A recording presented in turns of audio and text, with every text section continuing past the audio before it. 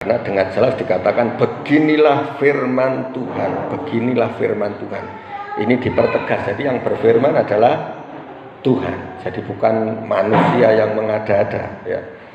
Jadi beginilah firman Tuhan, terkutuklah orang yang mengandalkan manusia, terkutuklah orang yang mengandalkan manusia, yang mengandalkan kekuatannya sendiri dan yang hatinya menjauh daripada Tuhan ya.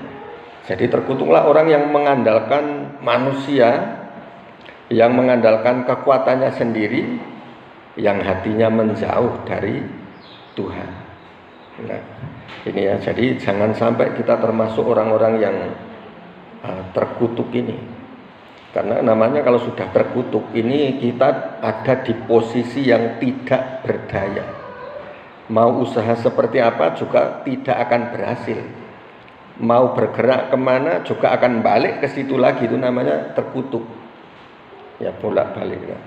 Ini ya, jadi beginilah firman Tuhan, terkutuklah orang yang mengandalkan manusia, yang mengandalkan kekuatannya sendiri, yang hatinya menjauh daripada Tuhan. Nah ya, mengandalkan manusia ini seperti apa sih? Jadi mengandalkan manusia itu bisa mengandalkan orang lain yang lebih berkuasa misalnya, yang lebih berkuasa, terus yang lebih lebih kaya bisa juga kita berlindung. Nah, jadi banyak orang yang mengandalkan manusia ini tergantung kepada orang lain ya, tergantung. Jadi seringkali kalau kita lihat, kalau punya saudara yang pejabat itu biasanya banyak yang mengandalkan manusia, yang diandalkan jabatannya. Ini yang pernah saya cerita, ini saudaranya wakil bupati. Saudara wakil bupati itu kalau ngomong ya ketika masih jaya ya sombong sekali gitu. Saudara saya ini wakil bupati ya kan, terkenal karena memang pengusaha yang cukup sukses gitu. Jadi yang lakinya ini pengusaha sukses, istrinya itu yang jadi wakil bupati. Ya, jadi ada apa-apa ini yang diandalkan ini. Nah, termasuk salah satu teman saya ini pernah menjadi tim suksesnya.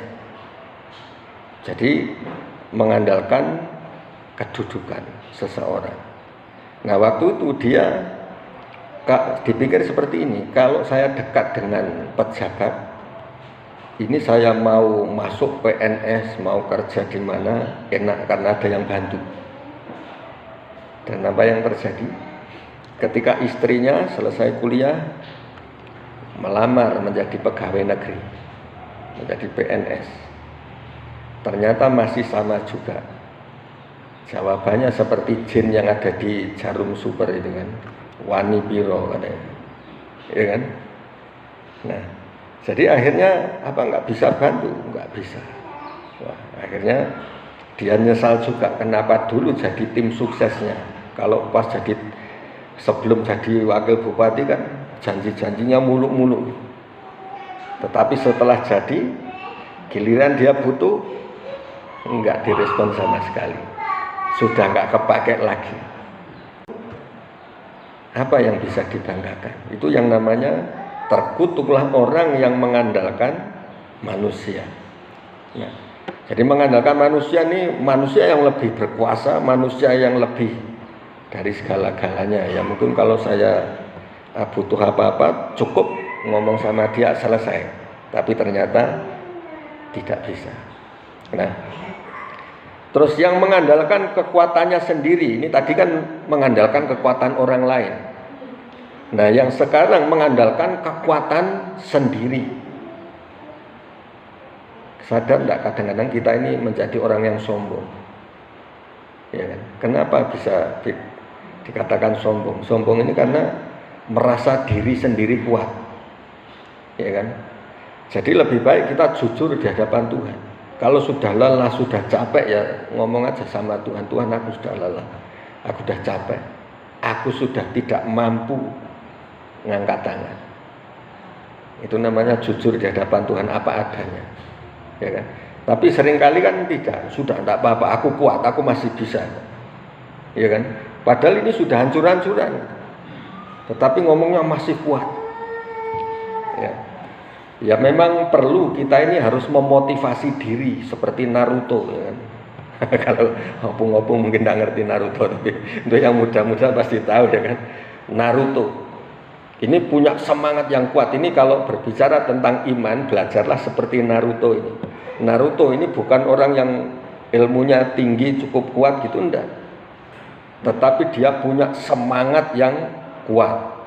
Dipukul kalah, masih bisa bangun lagi. Dipukul kalah, bangun lagi. Itu sifat pantang menyerahnya. Tetapi kalau di hadapan Tuhan, kita tidak bisa namanya mengandalkan diri sendiri.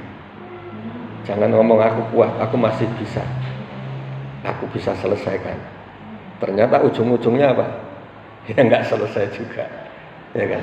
Tetap nol. Nah, ini juga yang terjadi. Ada satu teman yang alami seperti ini. Jadi dia sakit gitu ya, sakit. Terus setelah sakit, jadi orang ini sangat gila, namanya terapi itu, terapi sana, terapi sini, terapi sana. Yang pertama diterapi, wah cukup enak. Terus diterapi lagi, enak, lumayan. Kayak kecanduan, terapi lagi. Nah tiba-tiba suatu saat dadanya sakit, sepertinya kena di bagian jantungnya. Nah waktu itu sudah kami doakan, dan Tuhan nyatakan sebenarnya sudah lepas lah, sudah sembuh. Tetapi masih kurang lagi, dia ini yang namanya mengandalkan manusia. Akhirnya apa? Pergi ke terapi lagi, diajak seseorang, dipikir ini bisa menyembuhkan, bisa menuntaskan. Ternyata yang terjadi setelah pulang dari terapi justru KO, lemes, langsung pucat seperti mau pingsan, ya kan? Karena apa? Ini sesuai firman Tuhan, terkutuklah orang yang mengandalkan manusia. Ya. Kadang-kadang Tuhan ini kenapa nggak segera turun tangan? Karena kita nggak cepat-cepat angkat tangan, kita nggak segera menyerah. Gitu ya. Jadi ditunggu sampai seberapa kekuatanmu, sampai seberapa usahamu. Dilihat. Itu seperti yang Yesaya, ya, yang di Yesaya. Jadi berkata seperti ini. Jadi aku mau naik kuda yang tangkas, kuda yang larinya kencang. Tetapi firman Tuhan katakan, tapi musuhmu akan lebih kencang, ya, lebih cepat daripada. Ya. Nah ini, jadi lebih baik kita nyerah di hadapan Tuhan, berlindung sama Tuhan. Amin. Nah ini, yang namanya mengandalkan kekuatan sendiri. Ini kadang-kadang kita tidak sadar, ini sebenarnya bibit kesombongan yang ada di dalam hati kita, yang perlu kita kikis. Ya kalau tidak mampu ya sudah, memang tidak mampu gitu aja. Kalau tidak bisa, ngomong aja tidak bisa, ya kan? Daripada maksa, putus gitu, gak kuat. Nah, dikatakan ayat 6 ini, kejadian orang yang mengandalkan manusia, yang mengandalkan kekuatannya sendiri, yang bersandar kepada pengertiannya sendiri, ya. Ayat 6, ia akan seperti semak bulus di padang belantara. Ia tidak akan mengalami datangnya keadaan baik. Wah, ngeri banget. Tidak mengalami datangnya keadaan yang baik. Selalu sial, selalu enggak enak, sakit-sakitan. Ini ya. Ia akan tinggal di tanah angus di padang gurun. Pernah ada yang tahu tanah angus ini seperti apa? Ya, tanahnya sangat tandus. Namanya angus. Angus ini kan bekas kebakar. Di mana ada air di sana? Enggak ada, ya kan? Orang kalau sudah namanya kehausan di tanah angus itu namanya dehidrasi. Orang kalau sudah dehidrasi jalan aja sempoyongan, ya kan? Nah, ini. Jadi ia tidak akan mengalami datangnya keadaan baik. Ia akan tinggal di tanah angus di padang gurun. Jadi tetap ada di namanya padang gurun, ini tempat pengujian, tempatnya diuji dan dicobai. Tidak pernah keluar dari sana, terus-terusan gitu. Ya. Jadi kita perlu periksa diri. Kalau kita ini kok seperti tinggalnya di padang gurun terus, ada di tempat pengujian terus. Masalah ini belum selesai, sudah datang lagi. Masalah belum kelar, sudah ada lagi. Nggak selesai-selesai. Ini yang dikatakan tinggal di padang gurun, di negeri padang asin yang tidak berpenduduk, di negeri padang asin. Nah, kita masih bersyukur tinggalnya di banyu asin. Kalau ini di negeri padang asin yang tidak berpenduduk, artinya kosong, ya kan? Ya mungkin dulunya kenapa disebut banyu asin, ya penduduknya sedikit memang, ya kan? Makanya dikasih teran orang Jawa, orang mana, supaya penuh penduduknya. Ini firman Tuhan yang mengatakan, ya kan?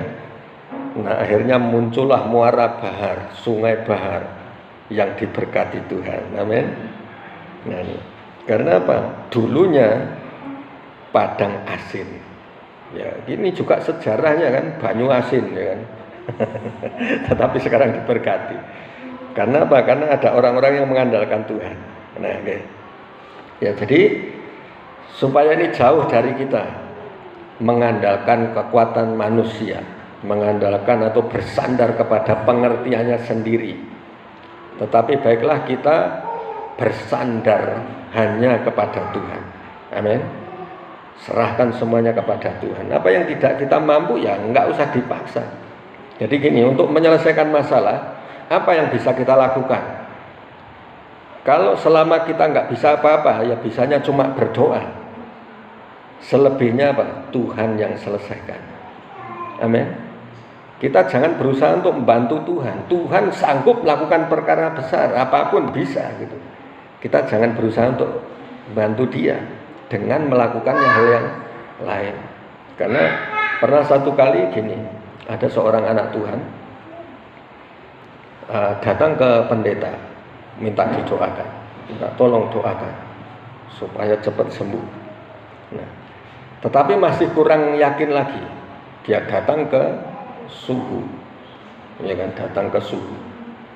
Nah, teman-teman lain yang satu iman kan ngomong, wah enggak boleh seperti ini. Oh enggak apa-apa, kan pendeta berdoanya hebat.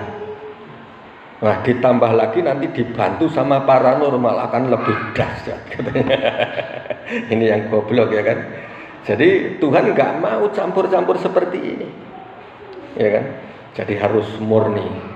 Ya, jadi jangan sampai kita terkutuk oleh karena kebodohan kita. Ya, kita benar-benar mengandalkan Tuhan. Nah, sekarang sebaliknya apa yang terjadi kalau kita mengandalkan Tuhan? Ayat 7 ya. Diberkatilah orang yang mengandalkan Tuhan. Diberkatilah orang yang mengandalkan Tuhan, yang menaruh harapannya pada Tuhan. Menaruh harapannya pada Tuhan. Amin. Jangan kalah dengan orang lain. Kita sudah percaya Tuhan Yesus. Orang di luar sana ini sudah banyak yang mengandalkan Tuhan. Ini kemarin yang ada yang mau lahiran, cuma ada gangguannya gitu. Yang pertama, ini sejak dari lahiran dulu sering kesurupan, sering terjadi manifest, ya kan, diganggu roh jahat, diganggu wewe gombel, ya. Terus ngalami hal-hal yang aneh-aneh. Nah, terus diperiksa ke dokter, ke bidan. Ini katanya bayi kurang gizi karena nggak tumbuh-tumbuh, nggak cepat besar. Nah, terus akhirnya kita doa, terjadilah pelepasan. Sampai saya di sana nih heran juga, tadinya ini wah tinggal apa ya, kurus banget anak ini, kecil. Tapi ketika saya lihat di sana, ini bengkak, ini kenapa?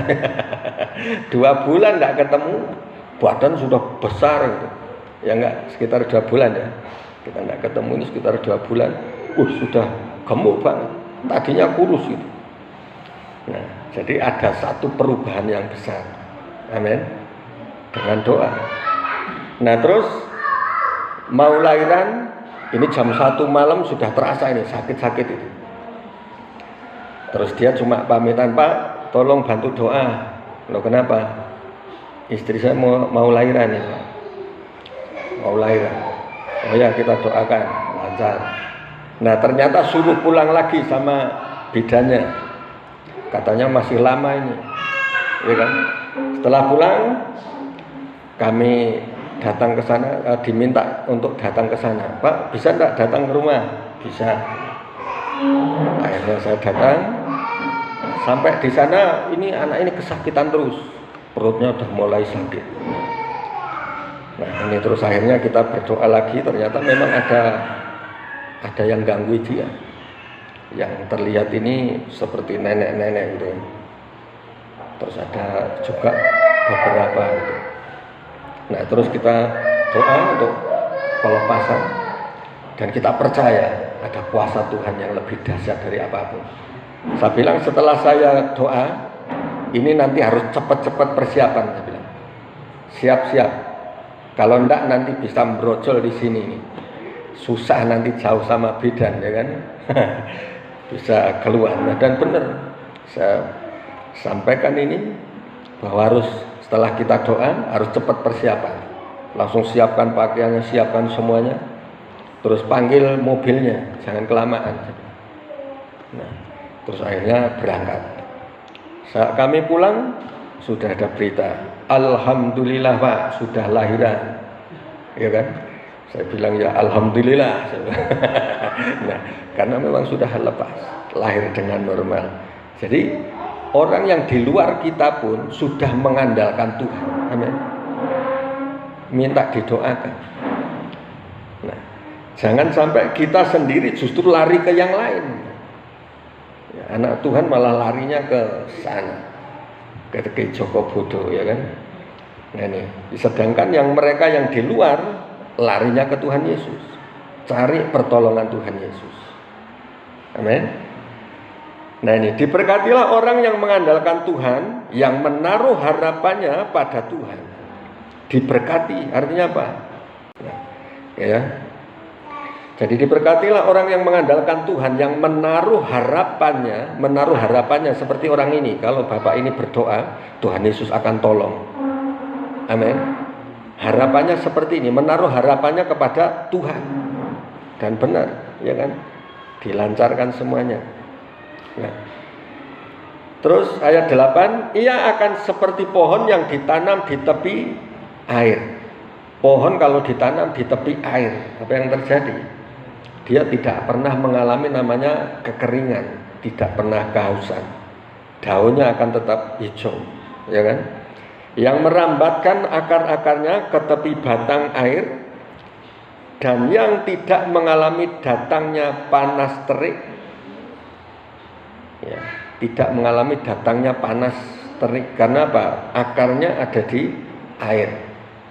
Ya, di atas boleh panas, tetapi bawahnya tetap sejuk. Amin. Tetap dingin. Nah, kita orang yang mengandalkan Tuhan, yang selalu mengandalkan Tuhan, itu sama. Terik matahari itu tetap bisa mengenai siapa saja. Tetapi yang membedakan orang yang ada di dalam Tuhan, yang mengandalkan Tuhan ini tetap ada namanya sejuk, ada kesejukan. Amin. Tetap ada di dalam damai sejahtera. Nah, ini. Yang daunnya tetap hijau, yang tidak khawatir dalam tahun kering. Nah, kita perlu ngerti di akhir zaman ini akan terjadi namanya kekeringan, namanya inflasi, namanya krisis. Ini akan terjadi dan ini sudah dimulai. Seluruh dunia ini sedang mengalami namanya inflasi. Kita mungkin kalau di sini nggak terlalu terasa, tapi coba kalau yang di kota ini sampai demo-demo. Pajaknya tinggi, harga bensin mahal, ya kan? Tetapi gaji masih tetap segitu. Sedangkan kalau di kota, mau ke kamar mandi aja bayar, ke WC bayar, ya kan? Semua mengeluarkan uang. Ya, itu makanya banyak orang yang bikin status seperti ini. Kalau tinggal di kota, ini harus dompetnya tebal. ya kan? Kalau tinggal di kota dompetnya yang harus tebal, tapi kalau tinggal di kampung telinganya yang harus tebal, banyak gosip. Ya kan? Nah ini. Jadi seperti pohon yang ditanam di tepi air, yang merambatkan akar-akarnya, ya di lingkungan, di mana-mana boleh terasa panas terik, tetapi dia akan merasa nyaman, merasa dingin. Itu makanya ada satu lagu yang gini, walau sana sini situ pusing, semua orang susah, tapi aku tetap tertawa. Amin. Jadi sana situ pusing, semua orang susah mengalami seperti ini, tetapi aku akan tetap tertawa. Mulut kita ini penuh dengan tawa, dengan sukacita, gitu ya. Bukan berarti banyak uangnya, sebenarnya sama saja, nggak punya, cuma ada damai sejahtera. Amin. Nah, yang tetap hijau daunnya, yang tidak khawatir dalam tahun kering, dan yang tidak berhenti menghasilkan buah. Tidak berhenti menghasilkan buah. Jadi akan tetap berbuah. Hidupnya ini selalu membawa dampak, membawa berkat. Ya. Walaupun gini kan, banyak orang gini, kalau memberi itu kan nunggu kalau kita berkelimpahan dulu. Tetapi anak-anak Tuhan ini dalam kekeringan sekalipun kita bisa memberi. Amin. Dalam keadaan sulit pun kita bisa memberi, apalagi kalau kita berkelimpahan. Amin. Nah ini, makanya hidupnya yang tidak berhenti menghasilkan buah. Jadi hidup kita tidak akan berhenti mengeluarkan buahnya. Coba ini hampir sama dengan Mazmur 1. Jelas sekali, berbahagialah orang yang tidak berjalan menurut nasihat orang fasik. Orang fasik ini biasanya fasih lidah, pinter ngomong. Ya, berbahagialah orang yang tidak berjalan menurut nasihatnya. Kelihatannya bagus, kelihatannya benar, tetapi sebenarnya enggak sebenar omongannya, ya kan? Nah, yang tidak berdiri di jalan orang berdosa, tidak berdiri di jalan orang berdosa. Karena gini, kalau kita sama-sama berdiri di antara orang benar, kita menjadi orang benar. Ketika kita berdiri di jalan orang berdosa, ya sudah pasti kita masuk di dalam dosa itu, ya. Dan yang tidak duduk dalam kumpulan pencemooh. Pencemooh ini yang ngomongnya kotor, ngomongnya cuma ngata-ngatain orang, ya, berkata-kata buruk tentang seseorang, itu namanya pencemooh, mengkritik, ya, mengumpat. Nah itu. Terus ayat 2, tetapi yang kesukaannya ialah Taurat Tuhan, dan yang merenungkan Taurat itu siang dan malam. Karena gini, orang kalau sudah sering membaca Alkitab, sering merenungkan, karena di mana ada input itu apa yang masuk, itu juga yang akan keluar.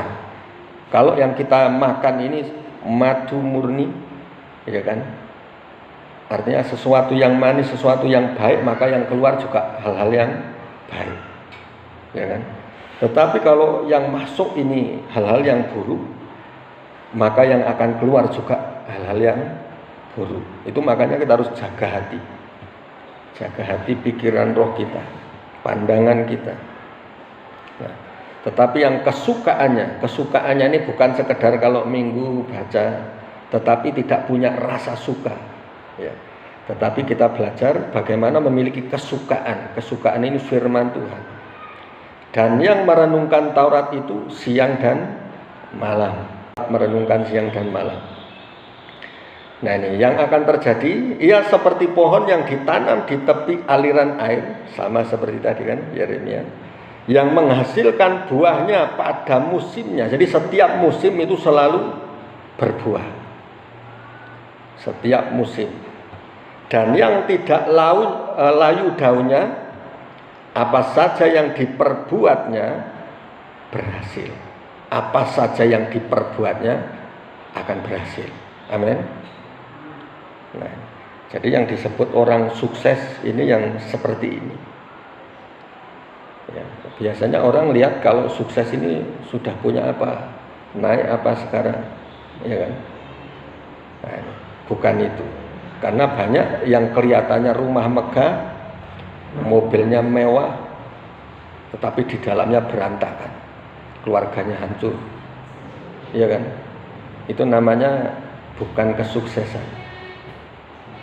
Ya. Itu seperti kuburan yang ditata rapi di luar, tetapi dalamnya tulang belulang, ya kan?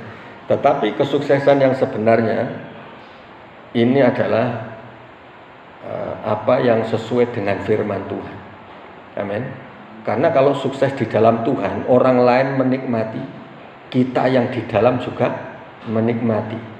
Orang yang lihat di luar itu enak, kita yang dilihat pun sebenarnya memang ngerasa enak. Amin. Bisa menikmati. Gitu ya. Nah ini, jadi sekarang kita belajar bagaimana mengandalkan Tuhan. Apa sih mengandalkan Tuhan? Jadi jangan lari kemana-mana, jangan mengandalkan pengertiannya sendiri, karena kita sering ngotak-atik dengan pikiran kita sendiri, atau yang namanya asumsi. Asumsi ini dari pikiran kita sendiri. Ya, misalnya nanti asumsi ini kayak gini. Misalnya tadi datang, saya tidak nyalami itu. Wah ini Pak Pendeta ini kok tidak senyum lagi, marah sama saya, ya kan? Padahal pas sakit gigi mungkin ya. Pas sakit gigi jadi nggak bisa senyum, berat itu sakit. Nah tapi asumsi orang itu bisa beda, ya kan? Nah ini cuma berasumsi, makanya jangan mengandalkan pengertiannya sendiri, tetapi harus sesuai dengan firman Tuhan melalui hikmat dan pewahyuan yang dari Tuhan. Amin. Nah ini kalau sudah mengandalkan iman, hikmat, bersandar kepada pengertiannya Tuhan, itu yang akan terjadi. Ya seperti pohon yang ditanam di tepi aliran air, menghasilkan buahnya pada musimnya, tidak layu daunnya. Tidak layu daunnya ini enggak kelihatan kalau ini punya uang atau tidak, lagi seneng atau tidak, ini enggak pernah kelihatan. Kelihatannya rata, sama. Orang ini kok sukacita terus, ya kan? Orang ini seneng terus gitu ya. Orang lihatnya seperti itu, tidak pernah layu daunnya. Jangan seperti gini. Jadi pas enggak punya uang ini kelihatan banget gitu. Lesu loyo gitu. Diajak ngobrol sudah enggak bisa. Senyum sudah berat. Ya kan? Nah, tetapi tidak layu, artinya tetap ada sukacita di dalamnya. Amin. Dan apa saja yang diperbuatnya berhasil. Ini akan menjadi bagian kita. Apapun yang kita lakukan, Tuhan buat berhasil.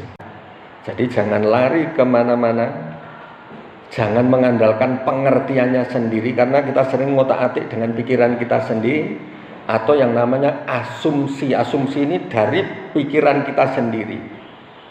Ya, bagikan. Amin.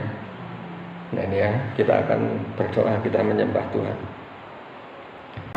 Bukan dengan kekuatanku ku dapat jalani hidupku, tanpa Tuhan yang di sampingku, ku tak mampu sendiri. Engkaulah kuatku yang menopangku, ku pandang wajah-Mu dan berseru, pertolonganku datang dari-Mu, peganglah tanganku, jangan lepaskan, Kaulah harapan dalam hidupku. Ku pandang wajah-Mu dan berseru, pertolonganku datang dari-Mu,